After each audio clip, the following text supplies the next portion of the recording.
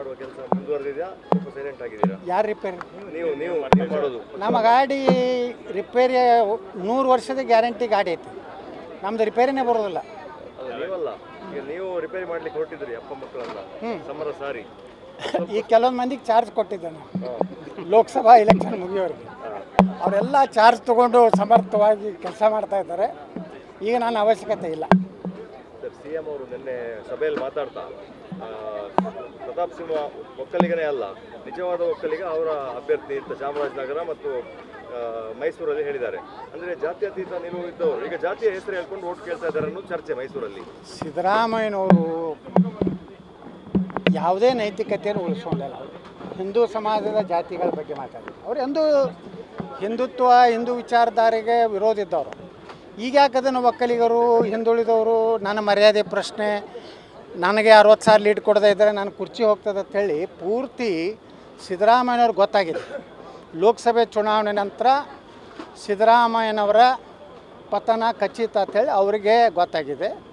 ಅದಕ್ಕೇ ಅವರು ಈ ರೀತಿ ಹತಾಶರಾಗಿ ಚಾಮರಾಜನಗರ ಮೈಸೂರು ಜಿಲ್ಲೆಯಲ್ಲಿ ಭಾಷಣ ಮಾಡ್ತಾಯಿದ್ದಾರೆ. ಅವೆರಡೂ ಲೋಕಸಭೆಯಲ್ಲಿ ಸೋತ್ಬಿಟ್ರೆ ಸಿದ್ದರಾಮಯ್ಯನವ್ರನ್ನ ಇಳಿಸ್ತಾರೆ ಅನ್ನೋಂಥ ಭಯ ಬಂದಿದ್ದರಿಂದ ಒಂದು ರೀತಿ ಜನರಲ್ಲಿ ಅನುಕಂಪದ ಮೇಲೆ ಓಟ್ ತಗೊಳ್ಳಿಕ್ಕೆ ಪ್ರಯತ್ನ ಮಾಡ್ತಾ ಇದ್ದಾರೆ. ಮಾಡುವ ಕೆಲಸ ಮುಂದುವರೆದಿದೆಯಾ ಸ್ವಲ್ಪ ಸೈಲೆಂಟ್ ಆಗಿದ್ದೀರಾ? ಯಾರು ರಿಪೇರಿ?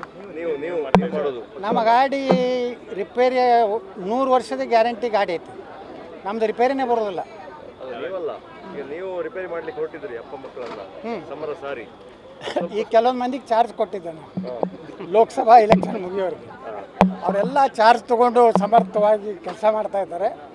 ಈಗ ನನ್ನ ಅವಶ್ಯಕತೆ ಇಲ್ಲ. ಸರ್, CM ಅವರು ನಿನ್ನೆ ಸಭೆಯಲ್ಲಿ ಮಾತಾಡ್ತಾ ಪ್ರತಾಪ್ ಸಿಂಹ ಒಕ್ಕಲಿಗನೇ ಅಲ್ಲ, ನಿಜವಾದ ಒಕ್ಕಲಿಗ ಅವರ ಅಭ್ಯರ್ಥಿ ಅಂತ ಚಾಮರಾಜನಗರ ಮತ್ತು ಮೈಸೂರಲ್ಲಿ ಹೇಳಿದ್ದಾರೆ. ಅಂದರೆ ಜಾತ್ಯತೀತ ನಿಲುವು ಇದ್ದವರು ಈಗ ಜಾತಿಯ ಹೆಸರು ಹೇಳ್ಕೊಂಡು ಓಟ್ ಕೇಳ್ತಾ ಇದ್ದಾರೆ ಅನ್ನೋ ಚರ್ಚೆ ಮೈಸೂರಲ್ಲಿ. ಸಿದ್ದರಾಮಯ್ಯನವರು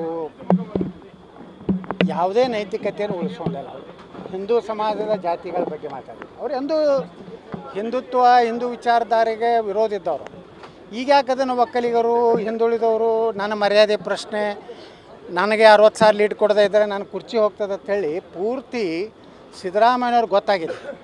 ಲೋಕಸಭೆ ಚುನಾವಣೆ ನಂತರ ಸಿದ್ದರಾಮಯ್ಯನವರ ಪತನ ಖಚಿತ ಅಂತೇಳಿ ಅವರಿಗೆ ಗೊತ್ತಾಗಿದೆ. ಅದಕ್ಕೇ ಅವರು ಈ ರೀತಿ ಹತಾಶರಾಗಿ ಚಾಮರಾಜನಗರ ಮೈಸೂರು ಜಿಲ್ಲೆಯಲ್ಲಿ ಭಾಷಣ ಮಾಡ್ತಾಯಿದ್ದಾರೆ.